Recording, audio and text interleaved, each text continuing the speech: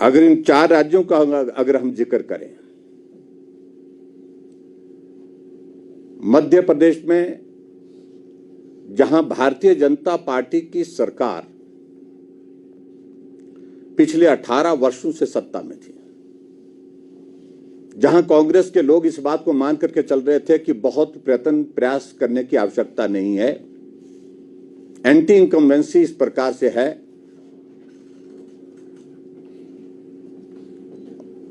और वहां आसानी से कांग्रेस पार्टी की सरकार बन जाएगी। लेकिन हमारे लिए प्रसन्नता का विषय है कि मध्य प्रदेश में जिस प्रदेश को एक दौर में जब कांग्रेस का शासन था एक बीमारू राज्य के रूप में जाना जाता था, भारतीय जनता पार्टी के 18 साल के शासन में हर क्षेत्र में वहां पर प्रगति हुई और उस प्रगति को ध्यान में रखते हुए और नरेंद्र भाई मोदी जी के नेतृत्व को मजबूत करने की दृष्टि से फिर से भारतीय जनता पार्टी को प्रचंड बहुमत के साथ अपना समर्थन दिया वहां की जनता ने, और इसलिए वहां की जनता का भी हम आभार व्यक्त करते हैं। और इसी प्रकार से राजस्थान में जहां पिछले 5 वर्षों से कांग्रेस पार्टी की सरकार सत्ता में थी और कांग्रेस पार्टी के सबसे वरिष्ठतम नेता वहां पर बतौर मुख्यमंत्री काम कर रहे थे और बतौर मुख्यमंत्री 5 वर्ष काम करने के पश्चात बहुत सारे उन्हें लोक लुभावनी बातें की, गारंटियां दी, घोषणाएं की, लेकिन उसके बावजूद भी वहां पर भारतीय जनता पार्टी की शानदार जीत हुई है और शानदार जीत के साथ राजस्थान में फिर भारतीय जनता पार्टी की सरकार सत्ता में आई है।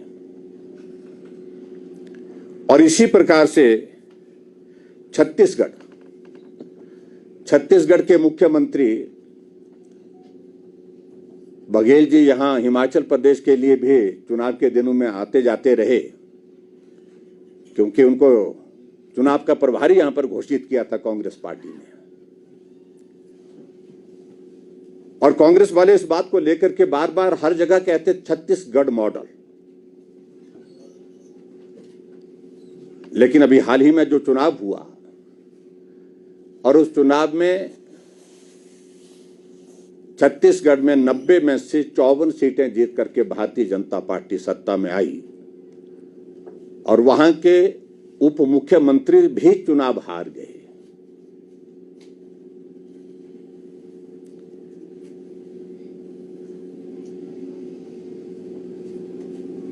संयोग से मुझे इन राज्यों में जाने का अवसर प्राप्त हुआ। हमारे जिम्मे एक काम विशेष तौर से लगाया गया था कि जो गारंटियां दी गई है हिमाचल प्रदेश में कांग्रेस की सरकार द्वारा, जिनमें से कोई गारंटी अभी तक पूरी नहीं हुई, उसका जिक्र करने के लिए लोगों के बीच में वहां पर हम अपनी बात कहने के लिए जाएं। मुझे चारों राज्य में, जिन राज्यों का मैं जिक्र कर रहा हूं, तेलंगाना में भी जाने का भी मौका मिला, राजस्थान में भी जाने का मौका मिला और छत्तीसगढ़ में भी और मध्य प्रदेश में भी। और मैंने इस बात को देखा कि वहां झूठा प्रचार किया जा रहा था, चाहे वो राजस्थान की बात है, चाहे वो मध्य प्रदेश की बात है, चाहे वो छत्तीसगढ़ की बात है। प्रमुख रूप से इन 3 राज्यों में यही कहा जा रहा था कि हिमाचल प्रदेश में हमने 10 महीने पहले, उस वक्त चुनाव का दौर चल रहा था, 10-11 महीने का वक्त उस वक्त हुआ था, जो हमने 10 गारंटी दी थी उनमें से 10 की 10 गारंटी हमने पूरी कर दी। ये कांग्रेस पार्टी के प्रमुख नेताओं के माध्यम से जनसभाओं में भाषण दिए जा रहे थे।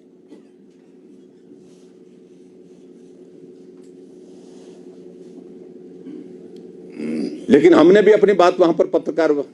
वार्ताओं में अनेक जगह रखी और सही मायने में इन राज्यों में, विशेष तौर से जो 2 राज्य जहां पर कांग्रेस पार्टी का शासन था, वहां की हकीकत वहां पर जाकर के मालूम पड़ी। छत्तीसगढ़ में गए और वहां पर जिस तरह के स्कैम लोगों के सामने थी, छत्तीसगढ़ मॉडल की अगर कांग्रेस वाले बात कर रहे हैं तो मॉडल का अभिप्राय क्या है? वहां बहुत बड़ा कोयले का घोटाला, शराब का घोटाला वहां छत्तीसगढ़ में हुआ है, गोबर घोटाला छत्तीसगढ़ में हुआ है। जो गारंटी का जिक्र यहां पर हमारे मुख्यमंत्री महोदय जी भी कर रहे थे कि छत्तीसगढ़ में 2 रुपए किलो के हिसाब से गोबर खरीदा जा रहा है, उसमें भी घोटाला। और जो ताजा तरीन जो बात वहां पर जो बड़ा मुद्दा बना होता, वो मुद्दा बना हुआ था महादेव ऐप का। यानी कि अगर गूगल में भी उस स्थिति में आप 508 टाइप करें तो महादेव घोटाले का उसमें जिक्र आता है। करोड़ों रुपए का घोटाला। और ये घोटाले के उस वक्त के जो सारी चीजों को लेकर के उसमें जो आगे जो परतें खुल रही हैं, तो उसमें इस बात का भी जिक्र आ रहा है कहीं ना कहीं कि हिमाचल प्रदेश के प्रभारी उस वक्त के वहां के मुख्यमंत्री, जिन्होंने पिछले कल त्याग पत्र दे दिया, बघेल जी, तो फंडिंग का काम हिमाचल प्रदेश के लिए उनके जिम्मे लगाया गया था। वो जांच का विषय है, मैं उस पर अभी ज्यादा कोई टिप्पणी नहीं करना चाहता हूं, लेकिन बहुत सारी चीजें उसमें निकलेंगी और जो हिमाचल से जुड़ी हुई निकलेंगी। हिमाचल